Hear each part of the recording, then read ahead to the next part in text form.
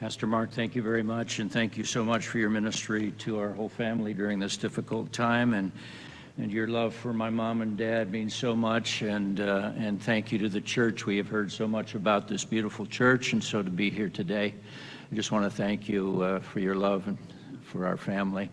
Am I right that this service is being recorded and or live streamed right now? I'd like to acknowledge a few people that aren't here this morning, beginning with my brother Jason and his wife Joy and their 3 beautiful kids, and also my Uncle Ron and my Aunt Julie and their families. Ron and Julie are my mom's brother and sister, and so I know in some fashion they'll be viewing this, and I just want to thank God for each of you this morning.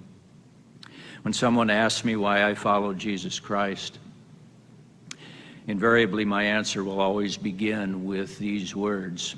I was given one of the most beautiful gifts a child could ever be given, a praying mother and a faithful father. And that mother, my goodness, I don't know how it's even possible to say in a few words what she means to us.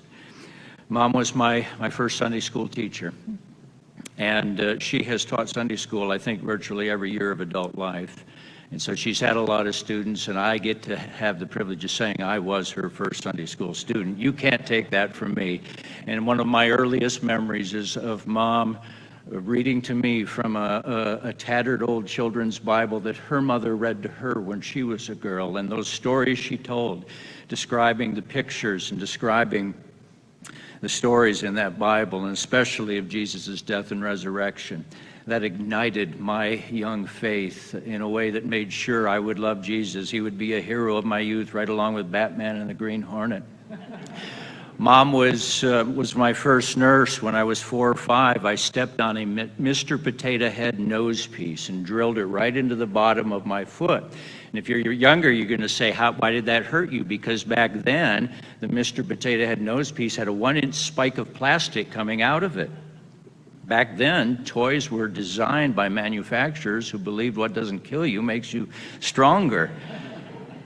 But Mom patched me up and kissed me and put a Band-Aid on my foot, and she also offered me a little spiritual lesson in that moment and said, son, when the Bible tells us we're to be crucified with Christ, I don't think it means it quite that literally. Mom was my first theologian. I'm a pastor. I've been a pastor for 30 years, but Mom was my first theologian. When I discovered for the first time that rotund personage that is associated with the festival linked to the winter solstice, when I discovered for the first time that you with me? That personage probably had more to do with mythology than history. When I learned that for the first time as a freshman in college, I went straight to Mom. Mom tells me, and I said, well, I suppose that means Jesus isn't true either. And she gave me my first lesson in apologetics, the defense of the faith. I'm sure each of my 3 siblings could stand up here and give you story after story of those personal one-on-one interactions with their mom. As wonderful as those moments were, though, and they were special, the thing that made the greatest impact on me and the man I would become was not her words, but it was her life. Just watching her, taking in her example day after day. My goodness, 4 years of seminary did not prepare me nearly as much to be a pastor as my mother's moral and spiritual education. And each one of you could stand up here, as Pastor Mark has so eloquently, and you could give testimony to how dear this woman is. You can't be around her but a few hours and be transfixed by her. And it's not merely saying that Mom is nice. That would be an insult to her.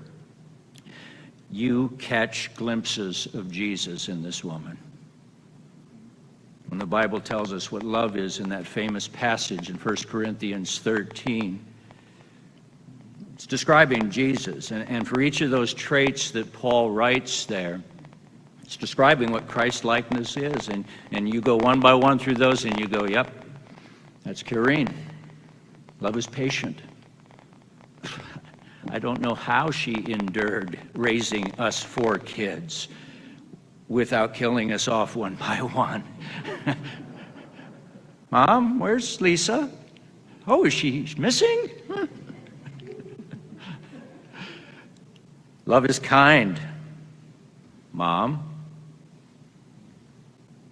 Love does not envy. While the rest of us kids after a special dinner would literally, this is not a joke, we would literally hide pieces of pie in cupboards and drawers around the house for fear we would not get enough.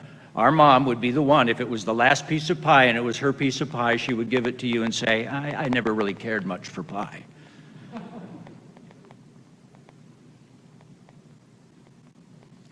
Love is not arrogant, Mom.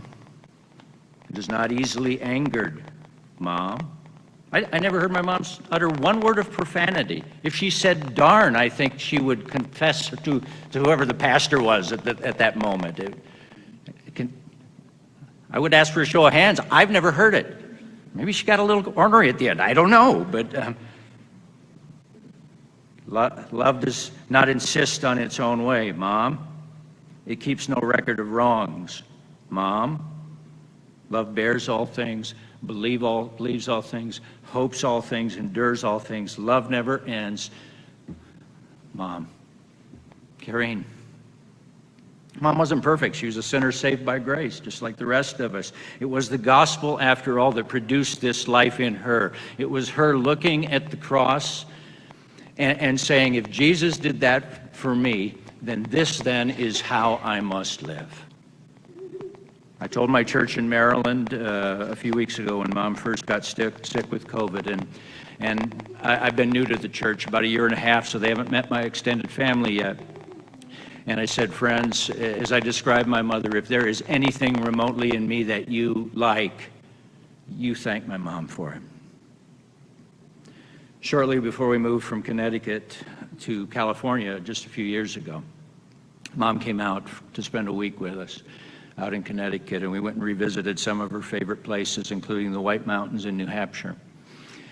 And I'll never forget the day that we were walking through a nature garden that was outside the farmhouse of Robert Frost, the legendary Robert Frost, that great poet, and how Mom loved gardens and how Mom loved writing and reading and literature. And we walked through the garden, and they had poems of Robert Frost posted along the way. And we took turns reading those to each other. And I saw her on that day in a way I never had before as she was reading one of those poems. It wasn't just my mom anymore. It's as though I saw her through the lens of eternity. This is my sister in Christ. This is a kindred soul with me, and she had bonded her soul and imprinted it on my own. And the gifts that she gave me. And as she read that poem and I looked at her, I thought of them all. Her love for Jesus, she gave that for me. Her love for writing, and her love for art and the imagination, and for a contemplative life that is always wrestling with the emotional layers of the heart. That's my mom. She gave that to me. And her love for people, and her heart always expanding to be open to new relationships with others, to meet new friends. And her capacity for grace and truth. And yet when push comes to shove, will always err on the side of grace. All this I was seeing in her as if for the first time. St. Augustine describes a moment like that he had with his mother Monica shortly before she died in his great book, Confessions. I said to my brother Eric as we wept on the phone last week, I said, brother, you and I, among all the good things we have in our life, one of the greatest gifts that we have been given is to have this woman as our mother. These were some of my thoughts as I stood at Mom's bed last Friday as we escorted Mom into Jesus' hands. And I love the way, Mark, you described that. I've been at the deathbed of dozens of people over the years, in my years of ministry, and never have I seen anyone slip away so swiftly, and so peacefully when they unhooked the tubes that were bringing oxygen to my mom. Within 5 minutes, she was with Jesus. And then 5 minutes after my mother passed, and I thought you were going to mention this. That was close. 5 minutes after Mom passed, one solitary heartbeat sounded for the rest of us in that room. It awakened the equipment. It startled the nurses. One who said, I've heard of this happening, but I've never seen this before. Just one solitary heartbeat. As if, and this was my interpretation of it, Mom was saying, I'm alive. More alive than I've ever been before. And the next morning, as I was thinking about that moment, I was waking up and in a dreamlike state. I pictured standing with my mom at that moment she left us.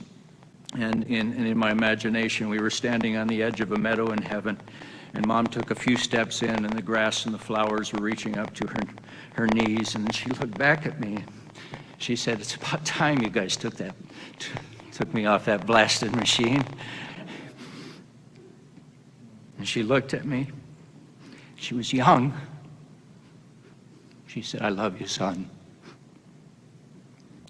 And weeping for joy, I said, oh, they're waiting for you.